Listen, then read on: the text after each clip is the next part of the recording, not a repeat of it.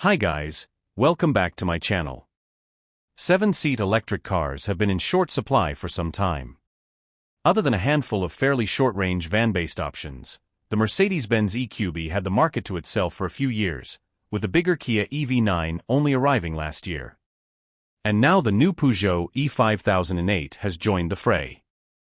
Design and styling. The E-5008 isn't the prettiest of Peugeot's rather handsome current lineup, but it does manage a decent balance of proportions, sharp lines and inoffensive modernity, and that geometric wheel design is pretty cool.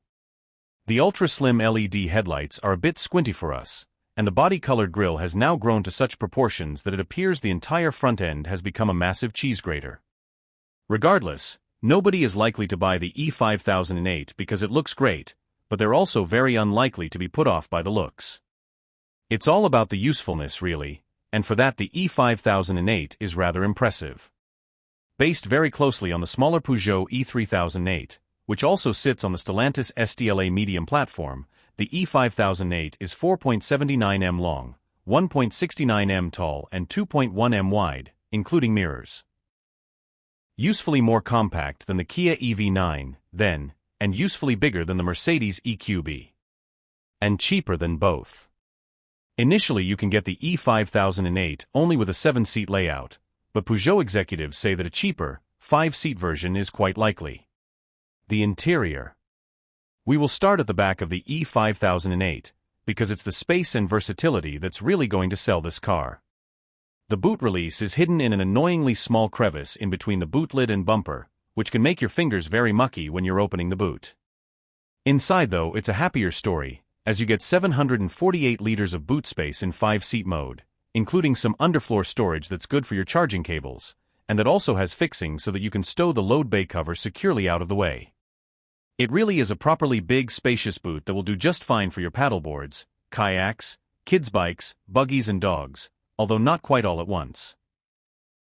The middle row folds and slides in a 60/40th split to leave an extended flat load area that gives you more than 2 meters of space, so that's all good for when you have to pick up that dismantled shed that was a total bargain on Facebook Marketplace. Just as impressive is that passenger space. The rearmost seats are best saved for the dexterous, as access is still a bit awkward, if better than in most 7-seaters, thanks to the outer middle seats that tilt and slide forwards in one movement to give maximum space for clambering in. An average height adult in the third row will be okay for short periods, and shoulder, leg and headroom really aren't terrible, but there are no aircon vents back there, nor charging outlets. There's a 12V socket but no USB ports, just a tiny cup holder each, so it's a bit sparse. It's still pretty comfy by mid-sized 7-seat SUV standards though, and the seats fold flat easily when you don't want them.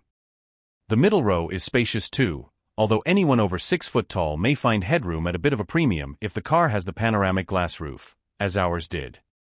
Still, there's loads of foot and leg space. There are standard climate control furnishings for this row of passengers, and the sliding and reclining seats will keep the kids happy. Gone are the 3 middle row Isofix fittings and 3 equally sized, individually sliding seats of the previous 5008.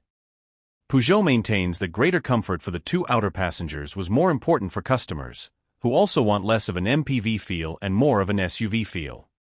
Up front, the dashboard is taken straight from the E-3008, which means really smart materials and a structured look, with a floating 21 inches panoramic display that houses the touchscreen infotainment system and driving information readout.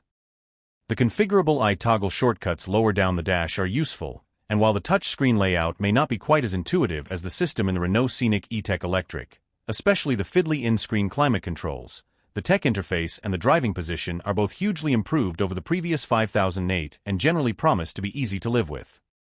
The interior also feels solidly put together, and while you wouldn't say this was up there with Audi, BMW and Mercedes-Benz for perceived quality, it will certainly make Ford, Kia and Renault pay attention.